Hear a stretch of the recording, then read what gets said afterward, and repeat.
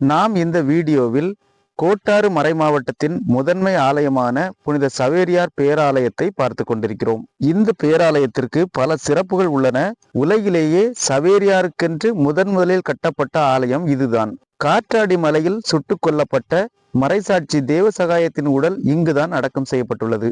நாகர்கோவில் நகரின் மையத்தில் அமைந்துள்ள இந்த சவேரியார் பேராலயம் ஜாதி சமய வேறுபாடில்லாமல் அனைத்து மக்களையும் கவர்ந்து இழுக்கிறது. பாண்டிய மன்னருக்கு எதிரான போரில் திருவிதாங்கூர் மகாராஜாவிற்கு செய்த நன்றிக்கு உதவியாக திருவிதாங்கூர் மகாராஜா புனித சவேரியாருக்கு வழங்கிய இடத்தில் புனித சவேரியார் ஆரோபண அன்னைக்கு ஒரு பீடம் கட்டி திருப்பணி செய்தார். அந்த பீடமும் இந்த ஆலயத்தின் உள்ளேயே அமைந்துள்ளது. அதைத்தான் நாம் பார்த்து கொண்டிருக்கிறோம்.